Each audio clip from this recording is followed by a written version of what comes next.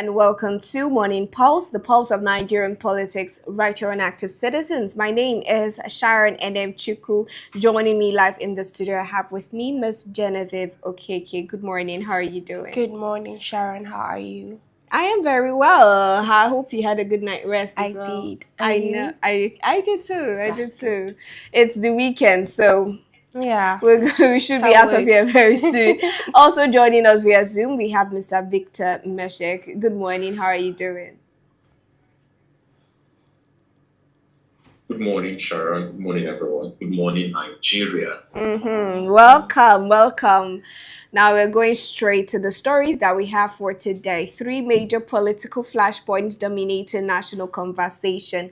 First, the Rivers State House of Assembly has begun moves to impeach Governor Siminalayi Fubara. What started as a political rift has now escalated into a constitutional battle with serious implications for governance, stability, and the balance of powers in Rivers State. Closely tied to that crisis is a fresh statement from Nyesom Wike, who insists Governor Fubara had no right to defect to the APC without his approval.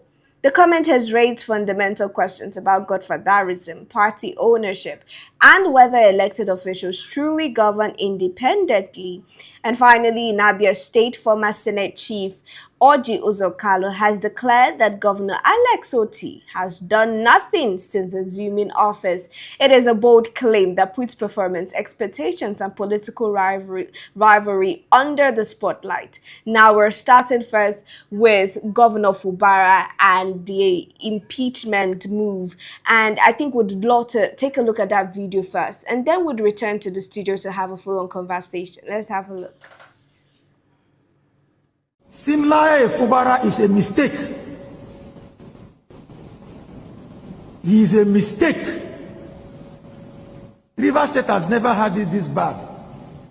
In the entire Nigeria, Siminalayi Fubara and Professor Mma Ngozi Odu, these are the only two people in the office at the sub-national level that are yet to present 2026 appropriation bill. The entire country.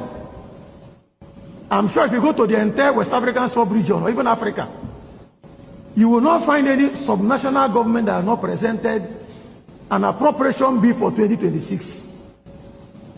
Who would believe that in this 21st century, that a state like Rivers State will not have an appropriation bill either presented or passed?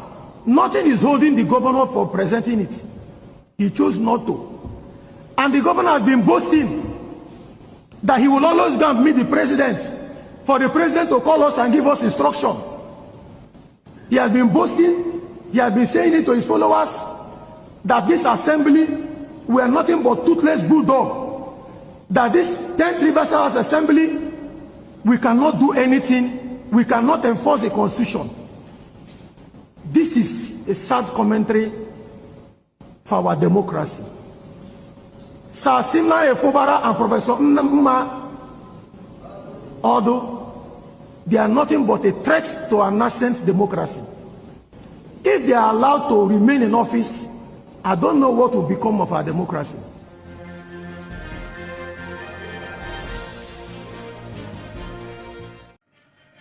All right, now the bone of contention that the Rivers State House of Assembly listed here is the appropriation bill for 2026, and the fact that Fubara was boasting to them and to his supporters that he would go to the president to give them instructions. Now, he said, according to them, that they've never seen anything like this in Rivers State, such gross misconduct, right? And they're also asking the deputy governor for some funds, that they've mismanaged some funds in River State, and all of these accusations are against the sitting governor and his deputy.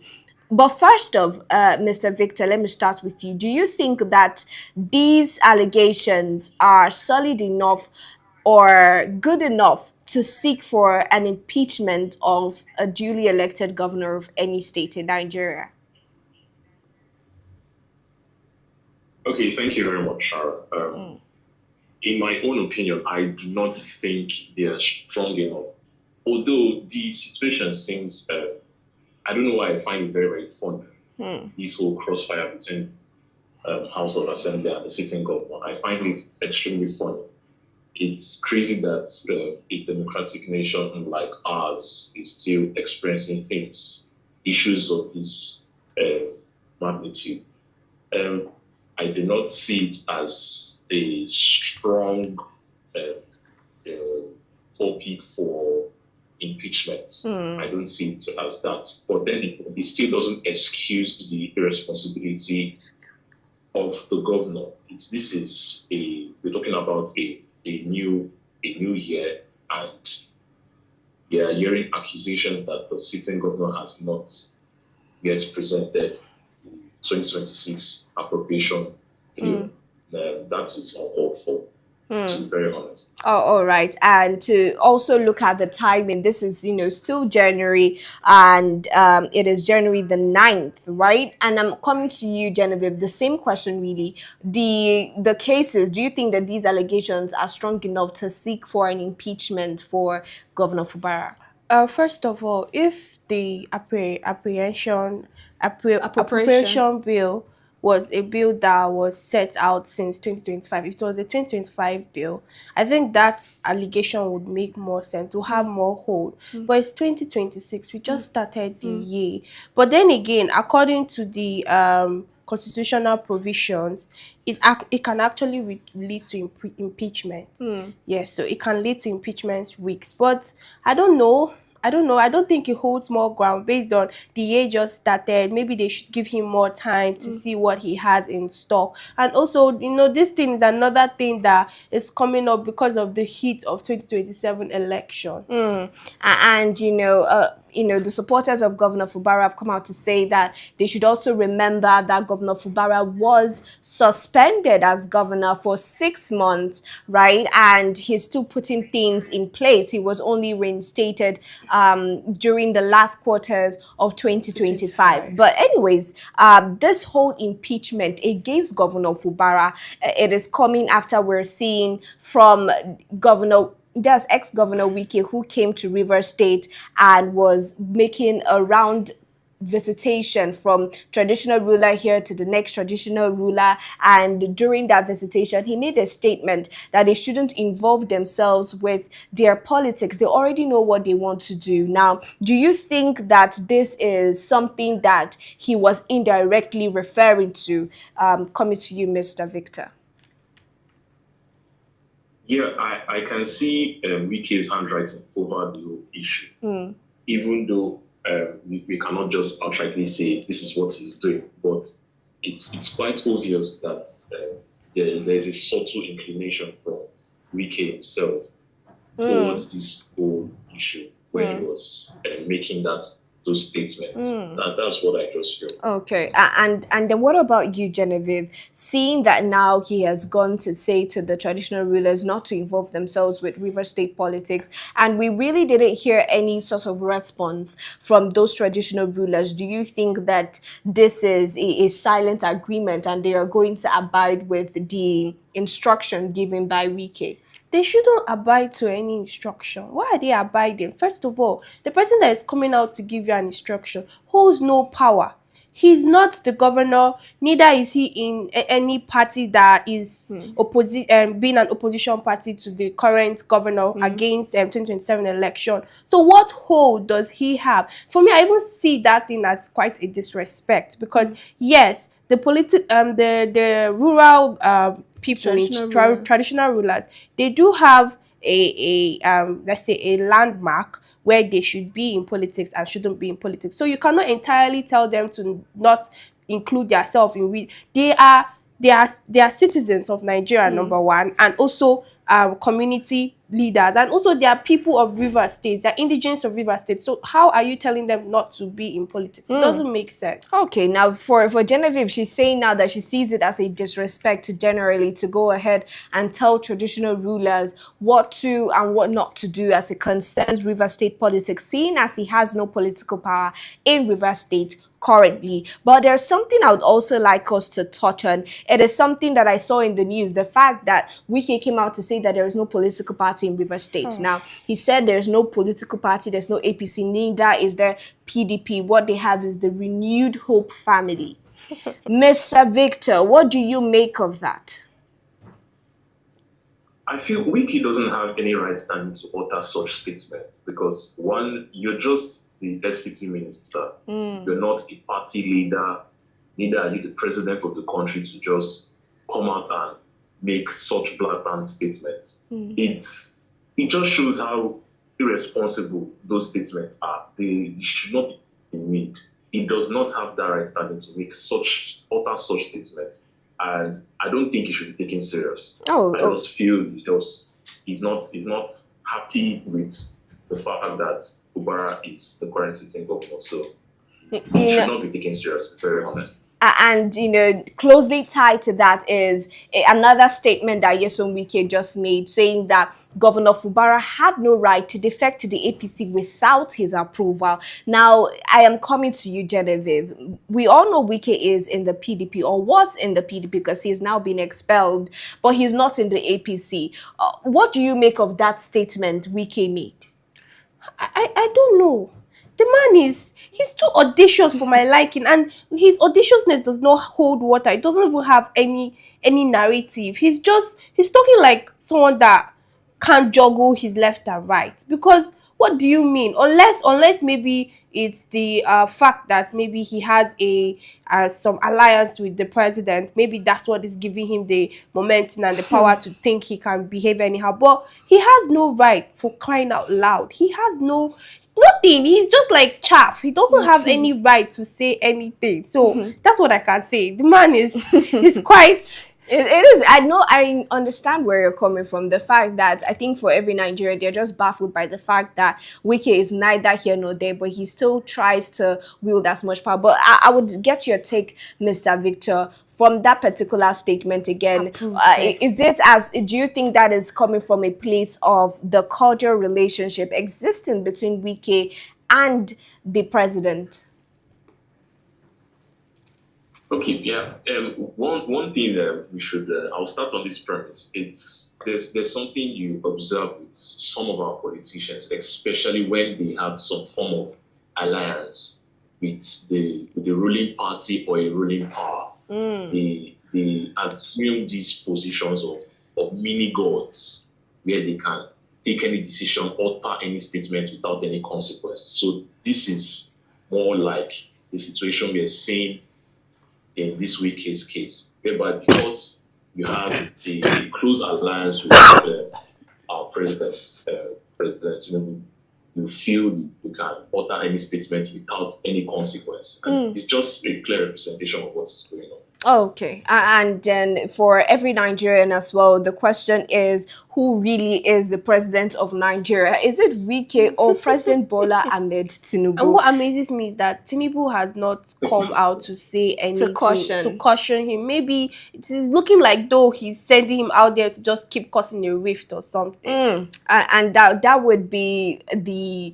question on the mind of a lot of Nigerians. Why exactly hasn't he, in person of the president, said anything as regards Wike matter? Anyways, we're moving to another equally interesting political figure in person of Orji Kalu, who just came out recently in an interview to say that Governor Alex Otti of Abia State hasn't really done anything compared to him while he was governor, and that Governor Alex Otti is just refurbishing roads that he constructed while he was on the seat as governor of Abia State. Well, we'll have a look and then come back to the studio.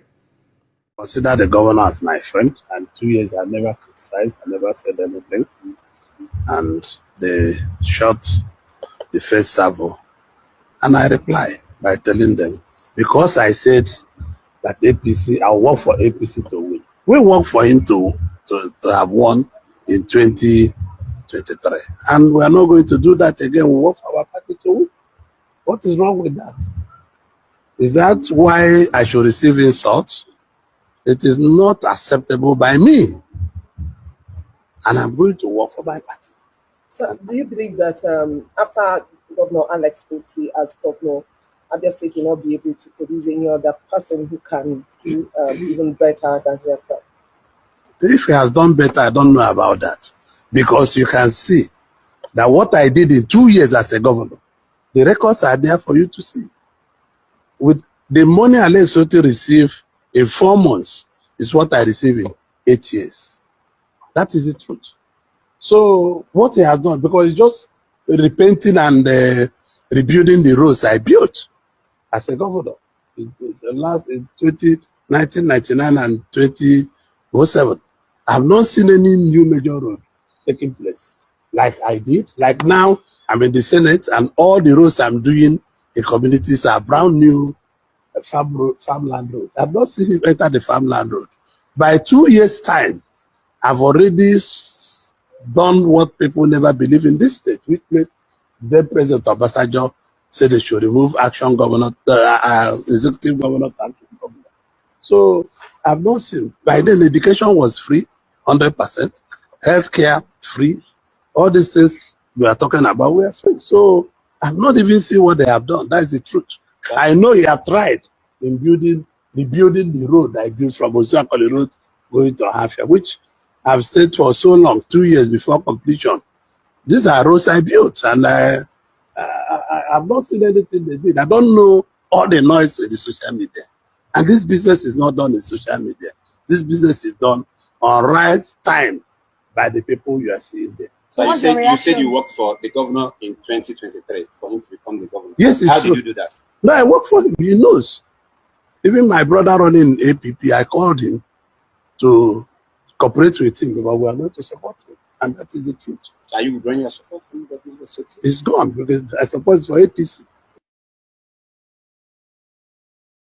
Video Genevieve, and there's a lot of things that Senator Orji Kalu said there, and I'm starting with the things that we heard first off about the roads. He's saying that Alex Otti is only repainting the roads that he did while he was governor. That's one.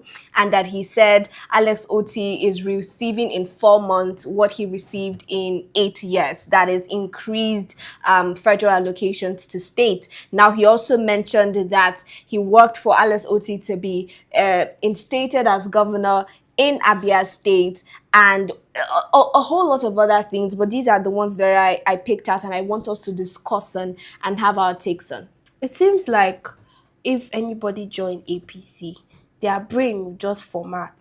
Like they will start thinking somehow, because I don't understand how you get to see someone's good and you can't commend it. You're coming to say that Alex Otti is not doing anything, you're not seeing anything that he's doing. When were you a governor? It was 1999 to 2007. Please checkmate that date and now. There is a whole lot of difference. And you're saying that Alex Otti is repainting. Alex Otti is repainting just the roads that you built. That's a lie.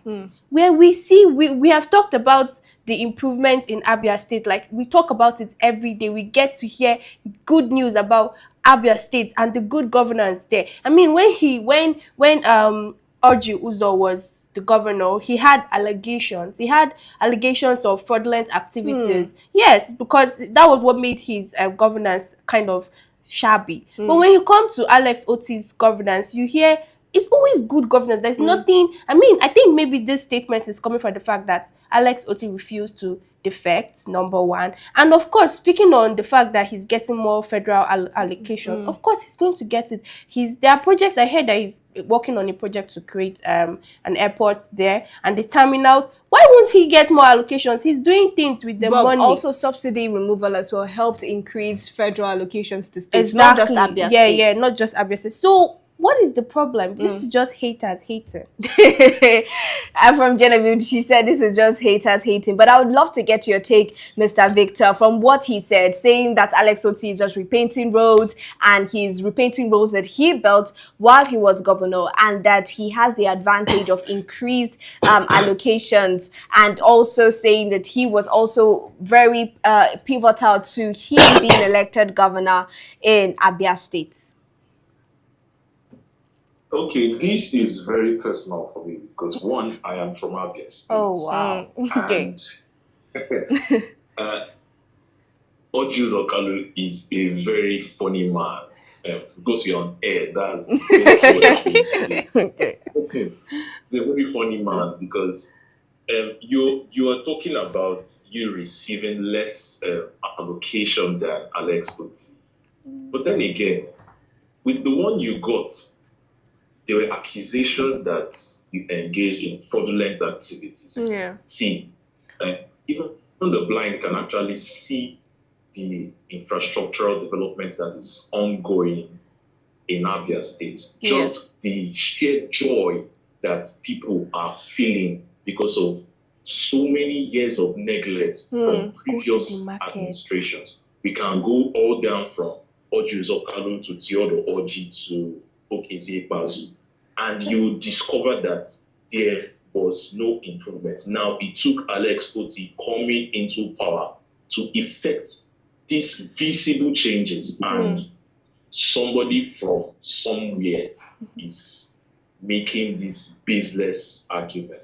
It's just funny. That's the best word I can use. It's very funny. It is very funny. I think also residents of Abia State would say the same thing. But let us know what you think in the comment section. Do you think between Orji Kalu and Governor Alex Otti that Orji Kalu did better than Alex Otti? Would love to know your thoughts in the comment section. But as we wrap up on this conversation, Genevieve, I think a lot of people are going to agree that we've seen sustainable development, real development in Abia State. It was just the other day we talked about the senior citizens bill that was being passed into law, where elderly people in Abia State are going to be catered for. They will be placed on salaries and they'll be given free healthcare and all of that. We also saw electricity improve. We also saw Abia State buying 60% of EEDC, and now they're the highest shareholder in EEDC, which has